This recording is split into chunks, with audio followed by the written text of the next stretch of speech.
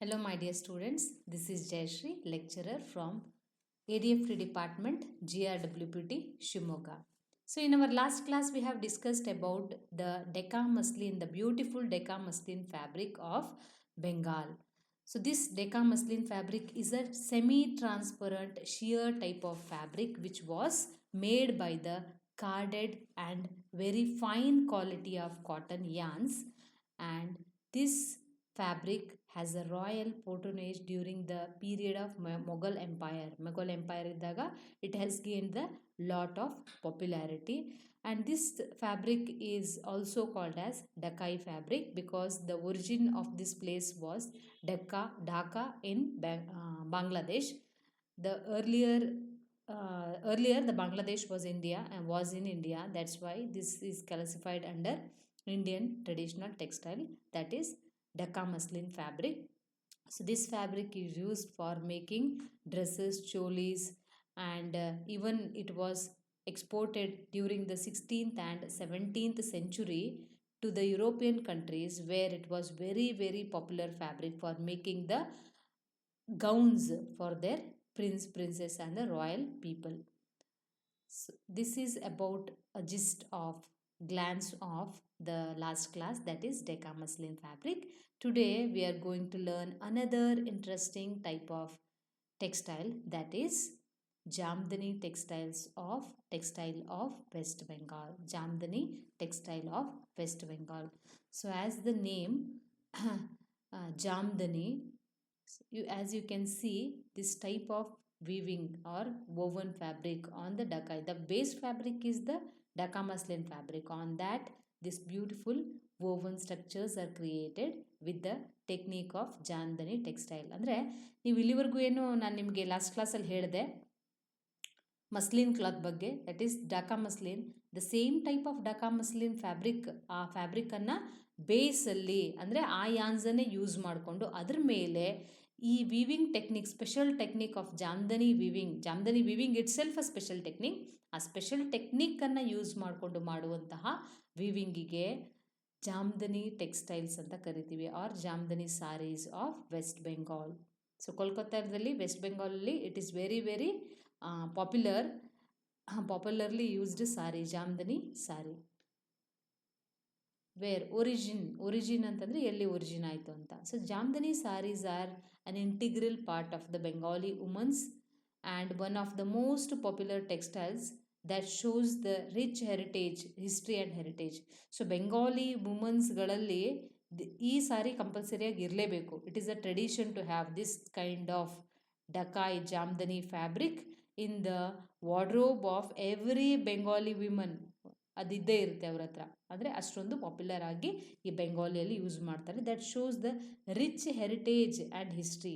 ಹೇಗೆ ನಾವು ಸೌತ್ ಇಂಡಿಯಾದಲ್ಲಿ ಸಿಲ್ಕ್ ಸಾರಿ ಅಥವಾ ಒಂದು ಬನಾರಸ್ ಇದು ಕಾಂಚೀಪುರಂ ಸಾರಿಯನ್ನು ಒಂದು ಒಳ್ಳೆ ಒಕೇಷನಿಗೆ, ಒಂದು ಪೂಜೆಗಳಿಗೆ, ಮದುವೆಗಳಿಗೆ ಅಥವಾ ಏನು ಸೆರೆಮನೀಸ್ಗಳಿಗೆ ಯೂಸ್ ಮಾಡ್ತೀವಿ. ಅಲ್ಲಿ ಬೆಂಗಾಲಲ್ಲಿ specially for puja, specially for marriage or special any traditional occasion, happy occasion ಆ ಥರ ಎಲ್ಲ ಇದ್ದಾಗ it was customary to have wear this type of Dhakai Jamdani fabric ಸ್ಯಾರೀಸನ್ನು ವೇರ್ ಮಾಡಬೇಕು. That shows the rich history and heritage of this Bengali sari, that is Jamdani sorry.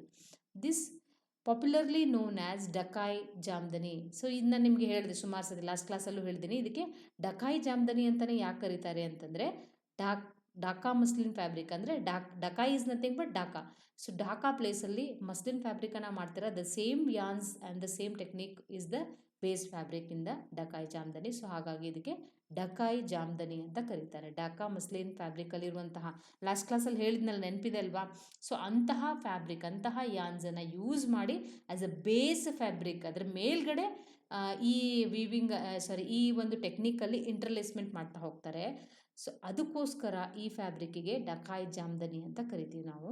So Jamdani saris are considered to be the one of the finest variety of muslin and hand woven from cotton that flourished under Mughal patronage. ಇಲ್ಲೂ ಕೂಡ ಅಷ್ಟೇ, Mughal people ಯಾವಾಗಲೂ ಕೂಡ ಯಾವುದನ್ನು ತುಂಬ ಬ್ಯೂಟಿಫುಲ್ಲಾಗಿರುತ್ತೆ, ಚೆನ್ನಾಗಿರುತ್ತೆ. ಅದಕ್ಕೆಲ್ಲದಕ್ಕೂ ಕೂಡ ಬೆಲೆ ಕೊಟ್ಟಿದ್ದಾರೆ. ಅದು ಒಂದು ಎಂಬ್ರಾಯ್ಡ್ರಿ ಆಗಿರ್ಬೋದು, ಟೆಕ್ಸ್ಟೈಲ್ ಆಗಿರ್ಬೋದು, dye, printing, music, dance, culture, heritage ಎಲ್ಲದಕ್ಕೂ ಕೂಡ ಇಂಪಾರ್ಟೆನ್ಸ್ ಸಿಗ್ತಾ ಇತ್ತು. ಸೊ ಹಾಗಾಗಿ ಇಂತಹ ಬ್ಯೂಟಿಫುಲಿ ಮೇಡ್ ಡಕಾಯ್ ಜಾಮ್ದನಿಗೂ ಕೂಡ ಮೊಘಲ್ ಪೋರ್ಟನೇಜಲ್ಲಿ, ಮೊಘಲ್ ಟೈಮಲ್ಲಿ ತುಂಬ ಇಂಪಾರ್ಟೆನ್ಸ್ ಇತ್ತು. ಅದನ್ನ ತುಂಬ ವೇರ್ ಮಾಡ್ತಾಯಿದ್ರು, ಯೂಸ್ ಮಾಡ್ತಾಯಿದ್ರು muslin. So it is produced by the finest quality of muslin and it is hand woven from cotton. So this entire sari is made up of ಕಾಟನಲ್ಲೇ ಮಾಡಿರ್ತಾರೆ. And that too hand woven weaving and even the motifs are created. ಈ ಪಿಕ್ಚರ್ಲಿ ನೋಡ್ಬೋದು ನೀವು. So even ಈ motifs ಏನು create ಮಾಡ್ತಾ ಇದ್ದಾರೆ, ಇದು ಕೂಡ ಯಾವ ಸ್ಪೆಷಲ್ ಅಟ್ಯಾಚ್ಮೆಂಟು ಇಲ್ಲ. Dobby, jacquard or extra warp, extra weft R any other special attachment or power operated, power loom type ಯಾವುದೂ ಇಲ್ಲ. Everything is done by the ಹ್ಯಾಂಡಲ್ಲೇ ಮಾಡುವಂಥದ್ದು. It requires time and skill of the worker for its intricate design of finest variety of muslin in handloom weaving.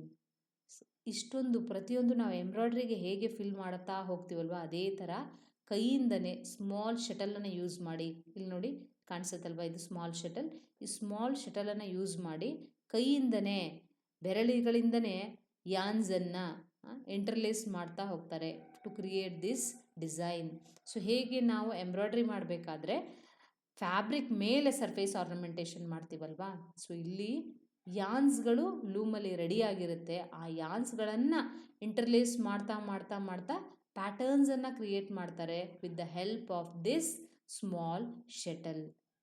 So ಹಾಗಾಗಿ ಒಂದು ಇಡೀ ಸೀರೆಗೆ embroidery ಮಾಡಿದರೆ ಹೇಗಿರುತ್ತೆ ಕೈಯಿಂದ, ಆ ಥರದಷ್ಟು ಟೈಮ್ ಬೇಕಾಗುತ್ತೆ. ಇಲ್ಲಿ ವೀವಿಂಗೂ ಆಗಬೇಕು, ಜೊತೆಗೆ ಆ ಮೋಟಿವ್ಸ್ ಕೂಡ ಕ್ರಿಯೇಟ್ ಆಗಬೇಕು at A time simultaneously. Hence it is very time consuming and very much skill is required. ಇದು ಮಾಡಬೇಕು ಅಂತಂದಾಗ ಸ್ಕಿಲ್ಸ್ ತುಂಬಾ ಬೇಕಾಗುತ್ತೆ. ಸ್ವಲ್ಪ ವ್ಯತ್ಯಾಸ ಆದ್ರೂ ಕೂಡ there may be change in the design and it may not be acceptable. So that's why skills are very much required. Skill persons are required, trained persons are required. ಯಾರು ಮಾಡ್ತಾರೆ ಹಾಗಿದ್ರೆ ಇದಕ್ಕೆ ಯಾವ್ದಾದ್ರು ಸ್ಪೆಷಲ್ ಟ್ರೈನಿಂಗ್ ಕೊಡ್ತಾರಾ? No.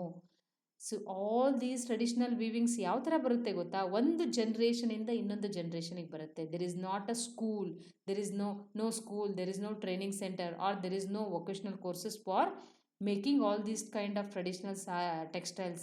They are transferred from their father to son, from their ancestors to the next generation. ಆ art ಏನಿರುತ್ತೆ, ಎಲ್ಲ traditional textiles, not only Jamdani, so ಅಲ್ಲಿ ಬೆಳೀತಾನೆ ಮಕ್ಕಳು ತಮ್ಮ ಮನೇಲೇ ಲೂಮ್ ಇರುತ್ತೆ, ತಮ್ಮ ಮನೇಲೇ ಅವರು ಆ ಯಾನ್ಸನ್ನು ಯಾವ ಥರ ವೀವ್ ಮಾಡ್ತಾರೆ, ಯಾವ ಥರ ಇದು ಮಾಡ್ತಾರೆ ಅನ್ನೋದನ್ನು ಮೊದಲಿಂದನೂ ಕಲಿತಾನೇ ಬಂದಿರ್ತಾರೆ. ಹಾಗಾಗಿ ಆ ಒಂದು ಸ್ಕಿಲ್ ಅವರಲ್ಲಿ ಡೆವಲಪ್ ಆಗೋದಕ್ಕೆ ಹೆಲ್ಪ್ ಆಗುತ್ತೆ. ಸೊ ಇಲ್ಲೂ ಕೂಡ ಅಷ್ಟೇ skill development is very needed for the Dhakai Jamdani weaving. History. Jamdani is a Persian word. Jam means flower and dani means vase. ಜಾಮ್ದನಿ ಅಂತ ಯಾಕೆ ಕರೀತಾರೆ ಅಂತಂದರೆ, ಒಂಥರ ಫ್ಲೋರಲ್ ಡಿಸೈನನ್ನು ಇದ್ರ ಮೇಲೆ ಮಾಡ್ತಾರೆ. ಫ್ಲೋರಲ್ ಡಿಸೈನ್ ಇದರಲ್ಲಿ ತುಂಬ ಪಾಪ್ಯುಲರ್ ಆಗಿರುವಂಥದ್ದು. ಸೊ ಈ ಫ್ಲೋರಲ್ ಟೈಪ್ ಆಫ್ ಡಿಸೈನ್ಸನ್ನು ಇದಕ್ಕೆ ಮಾಡೋದ್ರಿಂದ ಇದಕ್ಕೆ ಜಾಮ್ದಾನಿ ಅಂತ ಕರೀತಾರೆ. ಜಾಮ್ ಮೀನ್ಸ್ ಫ್ಲಾರ್ ಆ್ಯಂಡ್ ದಾನಿ ಮೀನ್ಸ್ ವಾಸ್, ಫ್ಲವರ್ ವಾಸ್ ಥರ ಡಿಸೈನ್ಸ್ ಇದರಲ್ಲಿ ಕ್ರಿಯೇಟ್ ಆಗ್ತಾ ಇರೋದ್ರಿಂದ ಇದಕ್ಕೆ ಜಾಮ್ದಾನಿ ವೀವಿಂಗ್ ಅಂತ ಕರೀತಾರೆ. The Bengali version of the name Dakai comes from the place of its origin, Dhaka, Bangladesh. ನಾನು ಆಲ್ರೆಡಿ ಹೇಳ್ದಂಗೆ ಇದಕ್ಕೆ ಯಾಕೆ ಡಕಾಯ್ ಜಾಮ್ದನಿ ಅಂತ ಕರೀತಾರೆ ಬೆಂಗಾಲೀಸು. ಸೊ ಬೆಂಗಾಲಿ ಪೀಪಲ್ ಇದಕ್ಕೆ ಡಕಾಯ್ ಜಾಮ್ದನಿ ಅಂತ ಯಾಕೆ ಕರೀತಾರೆ ಅಂತಂದರೆ, ಇದು place of origin is Dhaka ಬಾಂಗ್ಲಾದೇಶಿಂದ ಮಾಡಿರುವಂಥದ್ದು. ಮಾಡ್ತಾ ಇರೋ ವೀವಿಂಗ್ ಟೆಕ್ನಿಕ್ಕು ವೆಸ್ಟ್ ಬೆಂಗಾಲೇ ಆಗಿರ್ಬೋದು, ಬಟ್ ದ ಬೇಸ್ ಫ್ಯಾಬ್ರಿಕಲ್ಲಿ ಬೇಕಾಗುವಂತಹ ಮಸ್ಲಿನ್ ಫ್ಯಾಬ್ರಿಕ್ಕಿಗೆ ಟೈಪ್ ಆಫ್ ಯಾನ್ಸ್ ಏನು ಬೇಕಾಗುತ್ತೆ, the base of this origin of this fabric was Dhaka in Bangladesh. That's why the Bengali people call this type of fabric as Dhakai Jamdani. Jamdani saris also mentioned in the Chanakya's Arthashastra dating back to 4th century BC as a fine cloth from Bangla and Pundra. Bangla ಮತ್ತು ಪುಂದ್ರಾ ಎರಡು place ಬಾಂಗ್ಲಾದೇಶಲ್ಲೇ ಇದೆ. ಈ fabric ಜಾಮ್ದನಿ, ಡಕಾಯ್ ಜಾಮ್ದನಿ ಬಗ್ಗೆ 4th ಸೆಂಚುರಿಯಲ್ಲಿನೇ ಚಾಣಕ್ಯಾಸ್ ಅರ್ಥಶಾಸ್ತ್ರ ಒಂದು book Chanakya ಬರೆದಿದ್ರಲ್ವ, ಅದರಲ್ಲಿ ಡಕಾಯಿ ಜಾಮ್ದನಿ ಬಗ್ಗೆ 4th ಸೆಂಚುರಿನಲ್ಲೇ reference ಇತ್ತು, ಎವಿಡೆನ್ಸ್ ಇತ್ತು. ಸೊ 4th ಸೆಂಚುರಿಲಿ ಬುಕ್ಕಲ್ಲಿ ಬರೆದಿದ್ದಾರೆ ಅಂತಂದರೆ ಇದು ಅದಕ್ಕಿಂತ ಹಿಂದಿನ ಟೆಕ್ನಿಕ್ ಇರುತ್ತೆ ಅಲ್ವಾ. ಸೊ ಇದರಲ್ಲಿ ಬುಕ್ಕಲ್ಲೇ ಇದು ಮೆನ್ಷನ್ ಆಗಿದೆ ಅಂತಂದರೆ ಫ್ಯೂಚರಲ್ಲಿ ಬರೋವಂಥದ್ದಂತೂ ಬರೆದಿಲ್ಲ ಅದರಲ್ಲಿ. ಸೊ ಯಾವುದು ಪಾಸ್ಟಲ್ಲಿ ಇತ್ತು ಅದ್ರ ಬಗ್ಗೆನೇ ಬರೆದಿದ್ದಾರೆ. ಸೊ ಇದ್ರ ಟ್ರೇಡ್ ಹೇಗಿತ್ತು, ಇದ್ರ ಬಿಸ್ನೆಸ್ ಹೇಗಿತ್ತು, ಹೇಗೆ ವೀವಿಂಗ್ ಮಾಡ್ತಾಯಿದ್ರು ಅನ್ನೋದ್ರ ಬಗ್ಗೆ ಚಾಣಕ್ಯಾಸ್ ಅರ್ಥಶಾಸ್ತ್ರ it was mentioned about day back in 4th century. Weaving process, how the weaving is done in Dhakai Jamdani fabric ಯಾವ ಥರ ಮಾಡ್ತಾರೆ ಅಂತ. The base of the fabric for ಜಾಮ್ದನಿ is unbleached cotton yarn and the design is woven using the bleached cotton yarns. ಇದು ನೋಡಿ, ನಾನು ಇಲ್ಲೆಲ್ಲ ತೋರಿಸ್ತಾ ಇದ್ದೀನಲ್ಲ, ಕಲರ್ಡ್ ಟೆಕ್ನಿಕ್ ಏನಿದೆ ಅದು ಲೇಟೆಸ್ಟ್ ಆಗಿ ಮಾಡ್ತಾ ಇರುವಂಥದ್ದು. ಬಟ್ ದ ಟ್ರೆಡಿಷ್ನಲ್ ಅಂದರೆ ಹಳೆಯ ಟೆಕ್ನಿಕ್ ಏನಿದೆ, first technique which was made, that is ಈ ಥರ ಇಲ್ಲಿದೆ ಅಲ್ವಾ, ಈ ಥರ ಅಂದರೆ ನಮ್ಮ ಫ್ಯಾಬ್ರಿಕ್ ಏನಿದೆ ದ್ಯಾಟ್ ಈಸ್ ಜಾಮ್ದನಿಯಲ್ಲಿ ಇರುವಂತಹ ಫ್ಯಾಬ್ರಿಕ್ ಏನಿದೆ ಅದು the base fabric of Jamdani is unbleached yarns.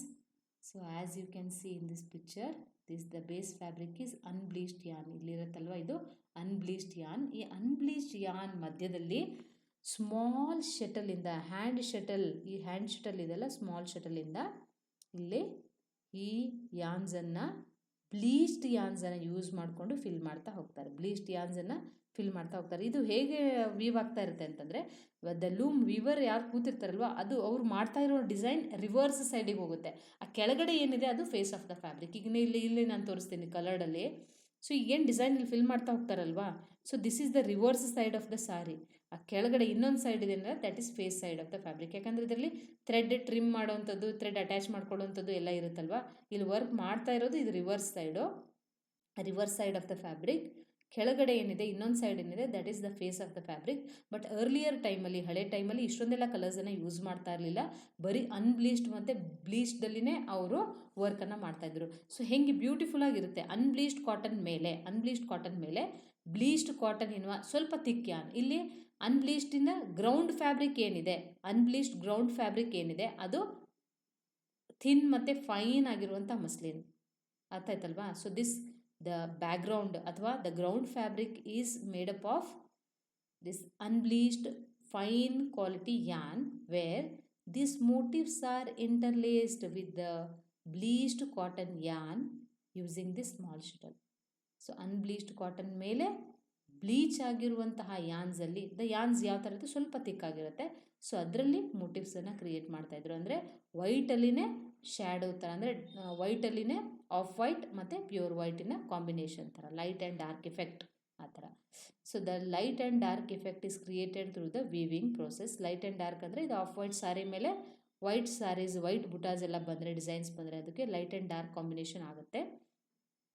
The making of ಜಾಮ್ದನಿ involves the supplementary weft technique along with the standard weft. So supplementary weft ಅಂತಂದರೆ, ಈಗ ಸ್ಟ್ಯಾಂಡರ್ಡ್ ವೆಫ್ಟ್ ಇದೆ ಇದರಲ್ಲಿ, ಇಲ್ಲಿ ಕಾಣಿಸ್ತಾ ಇದೆ ಅಲ್ವಾ ನಿಮಗೆ. So this is standard weft. ಅಂದರೆ ಮಾಮೂಲಿ ನಾವು ಯಾವ ಫ್ಯಾಬ್ರಿಕ್ ಆದ್ರೂ ವಾರ್ಪ್ ವೆಫ್ಟ್ ಬೇಕಲ್ವಾ, ದಟ್ ಈಸ್ ಸೇಮ್. ಈ ಗ್ರೇ ಅನ್ಬ್ಲೀಚ್ಡ್ ಯಾನ್, ಫೈನ್ ಯಾನಿನ ವಾರ್ಪ್ ಇದೆ, ಫೈನ್ ಯಾನಿನ ವೆಫ್ಟು ಇದೆ. ಇನ್ನೂ ಒಂದು ಎಕ್ಸ್ಟ್ರಾ ವೆಫ್ಟ್ ಬೇಕು. ಎಕ್ಸ್ಟ್ರಾ ವೆಫ್ಟ್ ಯಾರಿಗೆ ಬೇಕು? ವಾರ್ಪ್ ಇದೆ, ವೆಫ್ಟ್ ಇದೆ ಅಲ್ವಾ, warp weft. So extra weft ಏನಕ್ಕೆ ಬೇಕು? ಎಕ್ಸ್ಟ್ರಾ ವೆಫ್ಟ್ ಬೇಕು to create this design. Extra weft ಯಾವುದಕ್ಕೆ ಬೇಕು? To create this motifs. ಈ ಮೋಟಿವ್ಸನ್ನು ಕ್ರಿಯೇಟ್ ಮಾಡೋದಕ್ಕೆ ಎಕ್ಸ್ಟ್ರಾ ವೆಫ್ಟ್ ಬೇಕಾಗುತ್ತೆ. ಸೊ ಹಾಗಾಗಿ ಇಲ್ಲಿ ಎಷ್ಟು ಸೆಟ್ ಬೇಕಾಗುತ್ತೆ? 3 ಸೆಟ್ ಬೇಕಾಗುತ್ತೆ. ಒಂದು regular warp, regular weft and extra weft, 3 ಬೇಕಾಗುತ್ತೆ. ಎಕ್ಸ್ಟ್ರಾ ವೆಫ್ಟಿಂದ ಏನು ಮಾಡ್ತಾರೆ? ಎಕ್ಸ್ಟ್ರಾ ವೆಫ್ಟನ್ನು ಏನಕ್ಕೆ ಯೂಸ್ ಮಾಡ್ತಾರೆ ಅಂದರೆ, this extra weft yarns are used for the interlacement of the designs. ಆ ಡಿಸೈನ್ಸನ್ನು, ಆ ಪ್ಯಾಟರ್ನ್ಸನ್ನು, ಓವನ್ ಮೋಟಿವ್ಸನ್ನು ಕ್ರಿಯೇಟ್ ಮಾಡೋದಕ್ಕೋಸ್ಕರ ಈ ಇಂಟರ್ಲೇಸ್ಮೆಂಟನ್ನು ಈ ಸ್ಮಾಲ್ ಶಟಲಲ್ಲಿ ಮಾಡ್ತಾರೆ. That is extra weft.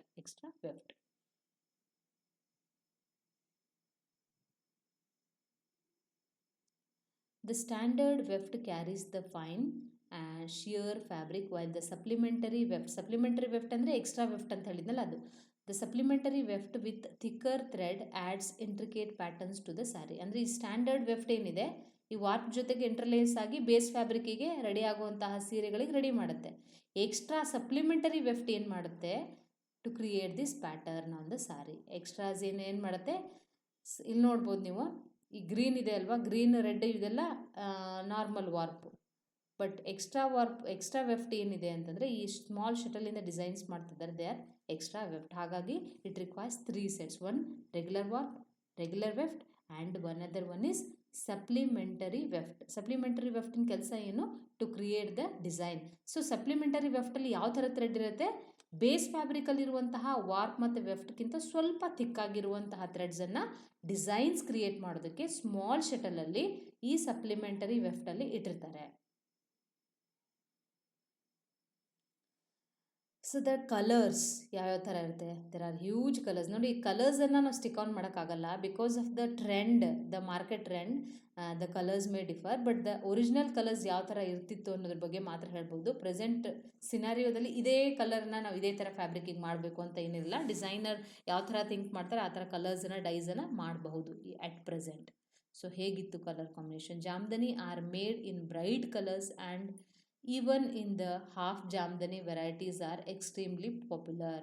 So ಜಾಮ್ದನಿಯನ್ನು ನಾವು ಬ್ರೈಟ್ ಕಲರಲ್ಲೇ ಮಾಡ್ತೀವಿ, ಅಂದರೆ ವೈಟ್, ಪಿಂಕ್, ಯೆಲ್ಲೋ ಆ ಥರದ್ರಲ್ಲಿ ಮಾಡ್ತಾರೆ. ಸೊ ಕೆಲವೊಂದು ಸತಿ ಕೆಲವೊಂದು ಟ್ರೆಂಡಲ್ಲಿ ಏನಂದರೆ ಈ ಹಾಫ್ ಜಾಮ್ದನಿ ಇದೆ ನೋಡಿ, ಇದರ green and this is yellow. So ಈ ಥರ ಹಾಫ್ ಆ್ಯಂಡ್ ಹಾಫ್ ಸಾರಿ ಕೂಡ there are very popular in the Jamdani saris.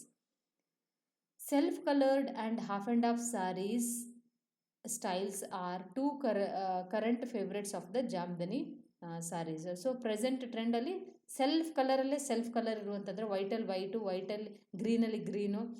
So ಈ ಥರ ಇರುವಂತಹ self coloured half and half saris are presently they are popular in the Bengali styles. The designs and the colour also changed with time. Definitely ನಾವು ಯಾವುದೇ ಒಂದು designs ಆದ್ರೂ ಕೂಡ time change ಆದಂಗೆ ಜನರಿಗೆ ಅದೇ ಟೇಸ್ಟ್ ಇರಲ್ಲ. ಸೊ ಚೇಂಜ್ ಬೇಕು ಅಂತ ಹೇಳ್ತಾರೆ. ಸೊ ಹಾಗಾಗಿ ಸ್ವಲ್ಪ motifs, technique is same, the fabric is same, only the designs are little bit change as time passes. Time ಹೋದಂಗೆ ಚೇಂಜ್ ಆಗ್ತಾ ಇರುತ್ತೆ. Originally the motifs to be made on a grey fabric, later the fabrics of other colors are also used. So already example ಹೇಳ್ದಂಗೆ grey ಅಥವಾ unbleached cotton ಮೇಲೆ pure ವೈಟಲ್ಲಿ motifs ಮಾಡ್ತಾಯಿದ್ರು. That is the original Dhakai fabric. Original Dhakai ಫ್ಯಾಬ್ರಿಕಲ್ಲಿ ಏನು ಮಾಡ್ತಾಯಿದ್ರು, unbleached cotton fabric, the unbleached cotton fabric, unbleached warp and unbleached weft were used for the weaving and motifs are created with the help of extra or supplementary weft. But at present scenario there are huge color demand is there in Dakai Jamdani fabric, hence different colors are also available at present stage. In 1960s Jamdani is very popular. ಜಾಮ್ದನಿ ಯಾವ ಥರದ್ದು, ಇದರಲ್ಲಿ ನಮ್ಮ font ಒಂದು ಸ್ವಲ್ಪ ಕಾಣಿಸ್ತಾ ಇಲ್ಲ, ನಿಮಗೆ ಹೇಳ್ತೀನಿ. ಜಾಮ್ದನಿ ಯಾವ ಥರದ ಜಾಮ್ದನಿ ಪಾಪ್ಯುಲರ್ ಆಗಿತ್ತು 1960s ಅಂತಂದರೆ, red and white combination was very popular in 1960s. So 1960s ಅಷ್ಟೇ ಅಲ್ಲ, ಇವನ್ ಪ್ರೆಸೆಂಟ್ಲಿ ನಾವು ಬೆಂಗಾಲಿ ಪೀಪಲ್ ಅಂತ ನೋಡಿದಾಗ they are very fond of white and red combination. White and red combination is a must for their sari in special occasion, pujas, Bengali puja, Durga puja ಎಲ್ಲ ಇದ್ದಾಗ ನಾವು ನೋಡ್ತೀವಿ ಲೇಡೀಸನ್ನು, they are very fond of wearing these two colors, white and red. White saree with the Jamdani motifs which are there in red combination. So motifs which are popular in the Jamdani are Panna ಹಜಾರ್, ಅಂದರೆ 1000 emerald ಅಂತ ಹೇಳ್ತಾರೆ. 1000 emerald ಅಂದರೆ green ಕಲರಿಂದ ಬುಟ್ಟ ಸ್ಟೈಲಲ್ಲಿ 1000 emerald. ಕಲ್ಕಾ ಅವ್ರ ಪೆಸ್ಲಿ design, ಅಂದರೆ ಈ ಮ್ಯಾಂಗೋ ಮೋಟಿಫ್ ಬರುತ್ತಲ್ಲ, ಇದಕ್ಕೆ ಕಲ್ಕಾ ಡಿಸೈನ್ ಅಂತ ಕೂಡ ಕರೀತಾರೆ, ಮ್ಯಾಂಗೋ ಮೋಟಿಫ್. ಬೂಟಿದಾರ್ ಅಂದರೆ ಸ್ಮಾಲ್ ಫ್ಲವರ್ಸ್. ಬೂಟಿದಾರ್ ಅಂದರೆ small floral design, that is ಬೂಟಿದಾರ್. ಫುಲ್ವಾರ್ flowers arranged in a straight row ಅಂತ ಹೇಳ್ತಾರೆ. ಫುಲ್ವಾರ್ ಅಂತಂದರೆ ಸ್ಟ್ರೈಟ್ ಲೈನಲ್ಲಿ ಇಲ್ಲಿ ನೋಡ್ಬೋದು, ಸ್ಟ್ರೈಟ್ ಲೈನಲ್ಲಿ ಫ್ಲವರ್ಸ್ ಅರೇಂಜ್ ಆಗಿರುತ್ತೆ. ಇದಕ್ಕೆ ಫುಲ್ವಾರ್. ತಿರ್ಸಾ ಅಂತಂದರೆ ಅದೇ ಫುಲ್ವಾರ್ ಡಿಸೈನ್ಸು ಡೈಗ್ನಲ್ ಲೈನಲ್ಲಿ ಬಂದರೆ, ಅದೇ ಡಿಸೈನ್ಸ್ ಈ ಫ್ಲೋರಲ್ ಡಿಸೈನ್ ಅಂತ ಹಿಂಗೆ ಅಡ್ಡ ಅಡ್ಡ ಡೈಗ್ನಲ್ ಲೈನ್ ಬಂದರೆ ಅದಕ್ಕೆ ಫುಲ್ವಾರ್ ಅಂತ ಕರಿತೀವಿ. ಜಲಾರ್, motifs evenly covering the entire sari, ಅಂದರೆ ಆಲ್ ಓವರ್ ಡಿಸೈನ್ ಅಂತ ಹೇಳ್ತೀವಲ್ವ, ಅದಕ್ಕೆ ಜಲಾರ್ ಅಂತ ಕರೀತಾರೆ. ಅಂದರೆ ಎಲ್ಲೂ ಜಾಗ ಇಲ್ಲದೇ ಜಾಮ್ದನಿ ವಿವಿಂಗನ್ನು ಮಾಡಿದರೆ ಅದಕ್ಕೆ ಜಲಾರ್ ಅಂತ ಕರಿತೀವಿ. ದುರಿಯಾ ಈಸ್ ಪೋಲ್ಕಾ ಡಾಟ್ಸ್, ಈ ಥರ ಸ್ಮಾಲ್ ಡಾಟ್ಸ್ ಬಂದರೆ ಅದಕ್ಕೆ ದುರಿಯಾ ಅಂತ ಕರೀತಾರೆ. ಆ್ಯಂಡ್ ಚಾರ್ಕೋನಾ ಅಂದರೆ ರೆಕ್ಟ್ಯಾಂಗ್ಯುಲರ್ ಅಥವಾ ಜಿಯೋಮೆಟ್ರಿಕಲ್ ಮೋಟಿವ್ಸನ್ನು ಯೂಸ್ ಮಾಡಿದಾಗ, rectangular, not only particularly rectangular, if there are some geometrical ಡಿಸೈನ್ಸನ್ನು ಯೂಸ್ ಮಾಡಿದಾಗ ಅಂಥವಕ್ಕೆ ನಾವು ರೆಕ್ಟ್ಯಾಂಗ್ಯುಲರ್ ಅಥವಾ ಚಾರ್ಕೋನಾ ಮೋಟಿಫ್ ಅಂತ ಅವರು ಕರೀತಾರೆ ಬೆಂಗಾಲಿಯಲ್ಲಿ. So I will ask you some of the questions like multiple choice questions ಏನಿರ್ಬೋದು ಅಂತ. Jamdani sari is a heritage of ಯಾವ ಪ್ಲೇಸಿಂದ ಇದು? ಇಷ್ಟೊತ್ತವರೆಗೂ ಕೇಳಿದ್ರಲ್ಲ ಕ್ಲಾಸನ್ನು. ಸೊ ಯಾವ ಜಾಗದಲ್ಲಿ ಜಾಮ್ದನಿ ಅಂದರೆ ಯಾವ ಪ್ಲೇಸಲ್ಲಿ ಒರಿಜಿನ್ ಆಗಿತ್ತು ಜಾಮ್ದನಿ?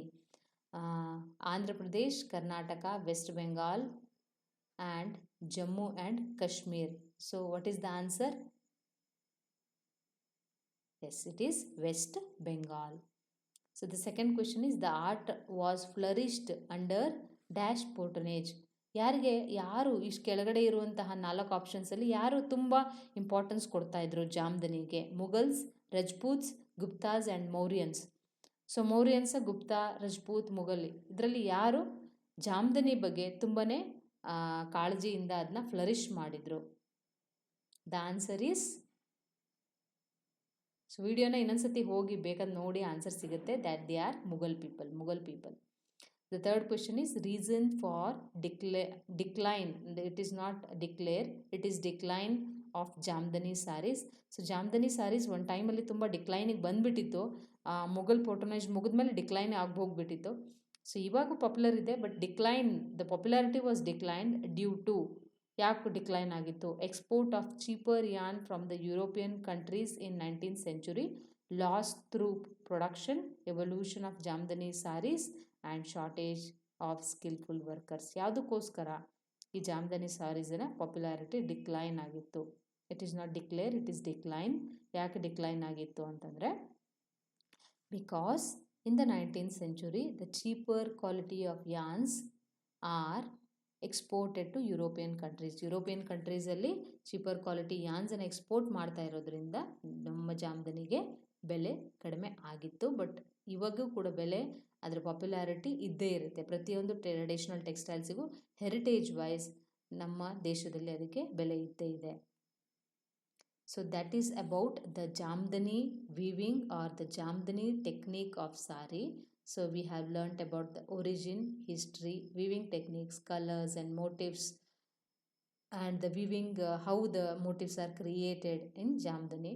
So that is all about the Jamdani textiles of West Bengal. Thank you.